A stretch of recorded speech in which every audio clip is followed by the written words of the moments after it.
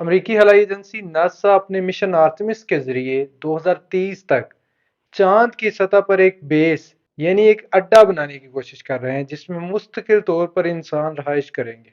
और इस बेस का मकसद चांद पर मुख्तलिफ तजर्बात करना और चांद से आगे मरीख तक इंसानों को पहुंचाने के लिए काम करना है। अगर नासा ये बेस कायम करने में कामयाब हो जाता है तो हमारे सामने एक क्वेश्चन अरेज होता है, इस बेस की पावर यानी बिजली कहाँ से मैनेज की जाएगी, क्योंकि वहां पे इंसानों को रहने के लिए, वहां पे एक्सपेरिमेंट्स करने के लिए, फ्यूल तैयार करने के लिए या लाइफ सपोर्ट के लिए, प्रेशराइज्ड केबिन में जिंदा रहने के लिए हमें हर वक्त पावर की जरूरत रहती है। तो आज की वीडियो में हम इस पर एक नजर दौड़ाएंगे। मेरा नाम है शान अहमद और आप देख रहे हैं देसी फिजिक्स चैनल। आमतौर पर जितने भी हवाई मिशन किए जाते हैं उनमें मुख्तलिफ सियारों या चांद के इर्द गिर्द घूमने वाले ऑर्बिटर हो या मरीख की सतह पर उतरने वाले रोवर रोबोट्स वगैरह हो, चांद की सतह पर उतरने वाले रोबोट्स हो, इन सब मिशन की जो पावर की जरूरियात है, एनर्जी की जरूरियात हैं, वो आमतौर पर सोलर एनर्जी के जरिए पूरी की जाती हैं। इन सब मशीनों के साथ, रोबोट्स के साथ या रोवर्स के साथ जो हैं वो इंतहाई सोफिस्टिकेटेड सोलर पैनल्स मौजूद होते हैं जो सूरज की रोशनी को जज़ब करके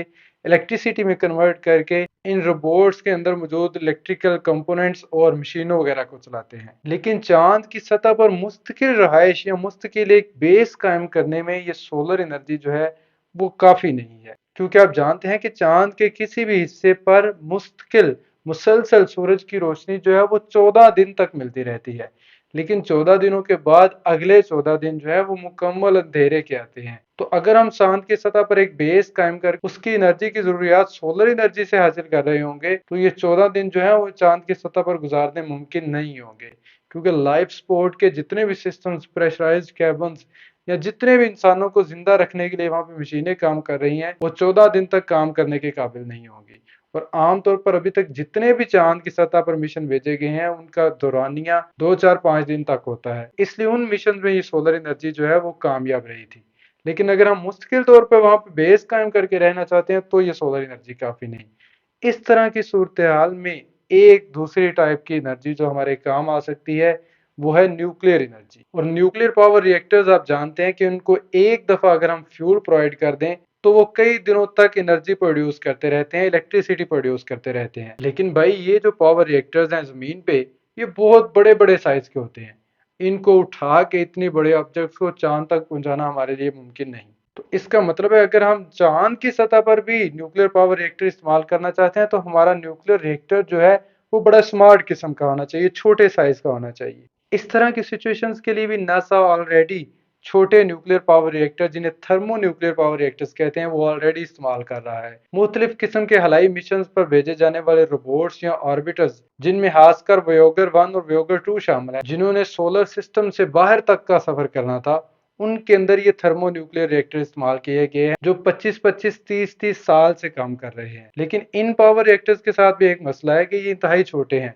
ये एक छोटी सी मशीन तो ऑपरेट कर सकते हैं, लेकिन चांद की सतह पर एक बड़ी बेस जिसमें कई बड़ी बड़ी मशीनें शामिल होंगी उनके लिए काफी नहीं। तो इस मसले के हल के लिए यूके की कंपनी रॉल्स रॉयस, जो कि लग्जरी कारें बनाने के लिए मशहूर है, वो मैदान में है। इस कंपनी रोल्स रॉयस को आपने बहुत बड़ी और लग्जरी किस्म की गाड़ियों के लिए सुना होगा, लेकिन ये कंपनी ये एडवांस किस्म की गाड़ियां बनाने के अलावा दूसरे फील्ड्स में भी इंतहाई महारत रखती है और छोटे न्यूक्लियर रिएक्टर्स में इसका काफी तजर्बा है। और इस खास मकसद के लिए, चांद के लिए छोटा माइक्रो न्यूक्लियर पावर रिएक्टर बनाने के लिए फिलहाल यूके की स्पेस एजेंसी ने इस रोल्स रॉयस को 2.9 मिलियन पाउंड्स की फंडिंग दी है। इस फंडिंग का मकसद यह है कि रोल्स रॉयस 2029 तक चांद की सतह पर बनाई जाने वाली बेस को जरूरी एनर्जी प्रोवाइड कर सके। ये कंपनी रोल्स रॉयस जो है वो ऑलरेडी न्यूक्लियर पावर जनरेशन में काम कर रही है और यूके और ऑस्ट्रेलिया के दरमियान होने वाले एक माहदे के तहत ये कंपनी ऑस्ट्रेलिया की सबमरीन्स को न्यूक्लियर पावर रिएक्टर्स लगा के देगी उन सबमरीन्स के अंदर, क्योंकि सबमरीन्स भी आप जानते हैं कि कई महीनों तक समंदर के नीचे गोता लगाए रखती हैं और वहां पर इनकी एनर्जी की जरूरियात जो है वो भी छोटे न्यूक्लियर पावर रिएक्टर से हासिल की जाती है। लेकिन ये चांद की सतह पर पहुंचाया जाने वाला जो न्यूक्लियर रिएक्टर है ये इंतहाई सोफिस्टिकेटेड होना चाहिए।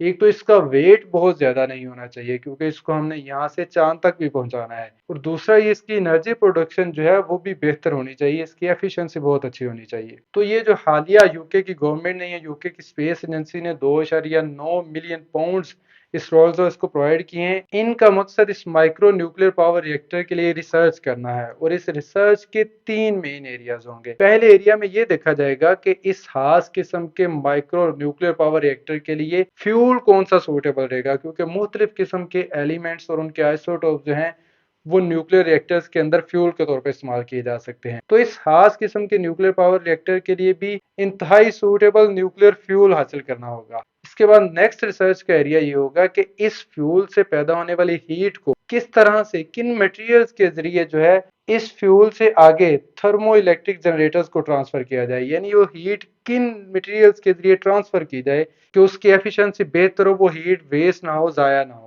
इसके बाद रिसर्च के तीसरे एरिया में ये देखा जाएगा कि कौन से मटेरियल्स जो हैं वो थर्मो इलेक्ट्रिक जनरेटर्स के तौर पे इस्तेमाल किए जाएं, ताकि वो इस हीट को जो न्यूक्लियर फ्यूल से प्रोड्यूस होगी, इस हीट को एफिशिएंटली इलेक्ट्रिसिटी में कन्वर्ट कर सके। इस सारी डिस्कशन से आप अंदाजा लगा सकते हैं कि ये टास्क चांद के लिए, चांद पर बने एक बेस के लिए माइक्रो न्यूक्लियर पावर रिएक्टर बनाना कितना मुश्किल काम है, और इसके बनने के बाद मजीद इसमें पेचीदगियां होंगी, जिसमें इस न्यूक्लियर रिएक्टर का वेस्ट जो है वो भी किसी सही जगह पे सही तरीके से ठिकाने लगाना होगा। मुझे उम्मीद है आपको ये वीडियो इंटरेस्टिंग लगी होगी। अगर आपके जहन में कोई क्वेश्चन हो तो कमेंट सेक्शन में शेयर कीजिएगा। अल्लाह हाफिज।